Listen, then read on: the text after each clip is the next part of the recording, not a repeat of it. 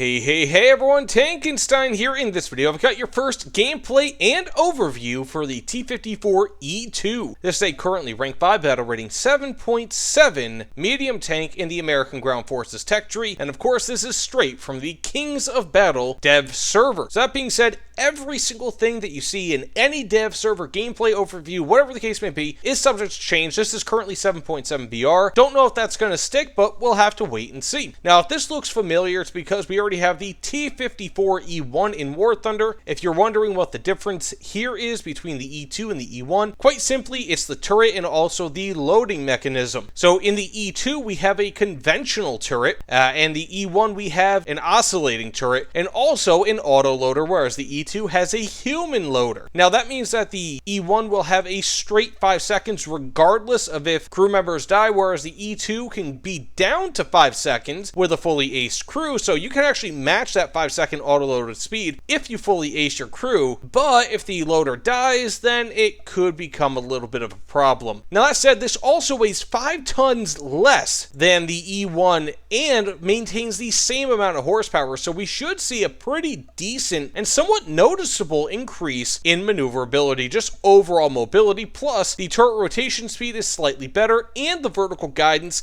is substantially better on the E2. Now, this one costs around 140 to 160 Golden Eagles less than the E1, so we'll have to wait and see, but it does have pretty much all the same modifications, including the T279 and also the T298E1. Again, the E1 has the same exact modifications, but it also has night vision, so if you're looking to play one or the other in night maps, probably the E1 is going to be the way that you want to go. But that being said, enough about all of this. Let's get into a few matches, see how this is. Also, bear in mind, the reward multiplier is slightly different. The E1 is 624, and I do have premium account on, whereas this is 606. So not all too much less, but that's what you get for a lower BR, lower costing GE. But that said, let's get into a few matches. Bear in mind, this is dev server gameplay, so I'm pretty much only going to be seeing a lot of bots and a lot of really, really high BR enemies. So there's not really much in between. So we'll see if we can get a few kills, but who knows? Now, bearing in mind, it is very important, again, to note, this is the dev server.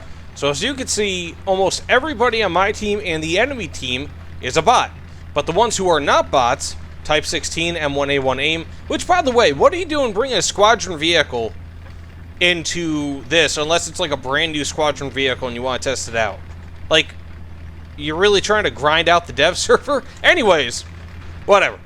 And also, squadron vehicles are not good to grind out the dev server, or really anything. They're terrible to grind with, but regardless. So, here we have it, where, of course, this does not have a stabilizer, all that, but I am going to be facing a lot of World War II vehicles and a lot of really high BR vehicles. So, we'll have to see how this performs, but I do have well over 400 millimeters of armor pen on my side with this thing. At least at point-blank range, which is really nice. Okay, here we have some vehicles. Now, the great thing is that these World War II vehicles, they're not really out of the purview of what I'll be facing. I mean, they're not, like, incredibly common, but it's still something. So, and I prefer to use APDS, by the way. That's just kind of me. Now, I do actually have a really large first-stage ammo rack, so that 5-second reload will last quite a while. The suspension on this thing seems okay. Not too incredibly bouncy, but it's also not incredibly stable. Also, that ricocheted right into the side of him, but it had lost most of its oomph by the time it impacted the side plate. I feel like I'm going to get shot from my left, but I'm not entirely sure. But, again, I mean, like, there's only so much I can show with this. You know, like, when it comes to, like, 9.0 BR plus tanks, there's a difference. Like, I can actually play those. See? Told ya! But I can actually play those and expect to get some kills. But this, not so much. Boom! There we go. But I am sitting here. This is not looking good. Now, as you can see, that reload took a huge hit, with half of my crew basically being dead right now. And that's another thing, by the way. This thing only has... This thing only has a 4-man crew, which kind of sucks. Time to take out that driver. I guess I could do it that way. Uh-oh. Oh, wow, I'm still alive, kind of. Haha, cool. But he's also alive.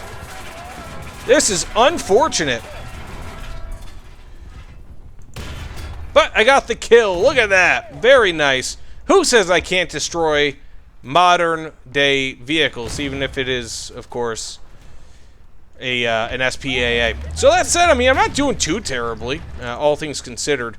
But again, this is facing basically at the very low end of what you could expect it to face when it comes to vehicles. Also, I think that this has either 3 more or 3 fewer shells that it can carry compared to the T54E1. I think it's got 3 fewer shells that I can carry. So once I'm done with this, I'm going to go ahead and... actually, let's go use that gun depression. Look at that. Very nice. Much better than what you'd find on the E1. So I'm going to use some Heat FS here if I can. Probably not. This guy hates me. Ha ha! Swiggity sweet. Ah, he got me. Anyways, well, you know what? Let's just go ahead and see what we could do with in next match or something. I don't know. So let's appraise this thing for what I think that it is, right? So I feel that this is actually a pretty effective vehicle. I mean, like, you're looking at, with the APDS, well over 400, like, up through 500 meters. You're getting 400 millimeters plus of armor pen, albeit at a 0-degree angle, but still. the Heat FS, rather, you're getting 380 millimeters of armor pen. It's just really nice. And then you also have pretty decent mobility. I mean, it's not fantastic, but considering what this is, what BR it is, how much it weighs, all of that, it's not bad. I mean, it is certainly better than the T51 or T54E1 in that category. And considering that I did a review on the T54E1, I feel like I can say that pretty confidently. I've played that vehicle quite a bit, and this definitely feels a bit faster than that. Okay, let's go ahead and move up on these World War II tanks, because that's what we have, and I really want to test out this Heat FS. Not that it really matters all too much. Really, a non-pen? I must have hit the ground again. Okay, there we go. Now, these vehicles, the enemy vehicles, are definitely quite a bit better than they used to be, insofar as the bots are concerned. They used to not be this effective. So I'm just going to go get him. Now, I do not have any smoke grenades or smoke shells, which, quite honestly, that sucks. Those are a very, very important part of this game, and I don't have those. So, ooh, family, I do not know. You know, I thought that was just some random, like, an NPC. I thought Big Cito was just a new name that they added to the bots. Whoops. Also, if you ever find that the Southern team is losing a lot on this map and you're playing the dev server, this is probably why. The bots cannot understand how to go through a tunnel.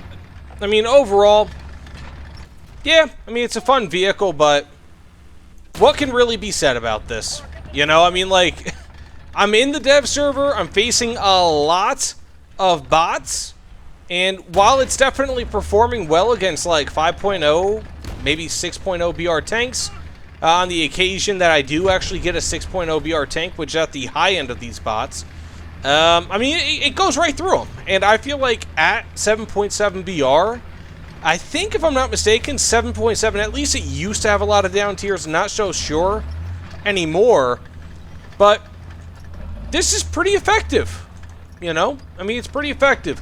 So that said, we're about to lose here. I'm probably about to die to that T72 AV terms. That's fine. Yep, I'm gonna die. So that said, thanks so much for watching. Please, if you don't mind, consider liking, commenting, subscribing. Let me know what you guys think about this video in the comments below. What do you guys think about the T54E2? I personally think that this should be a regular tech tree vehicle, but my feeling is that they're going to take the standard T54 and make that into a regular tech tree vehicle. But either way, thanks again, and I'll see you all on the other side. Take care, everyone.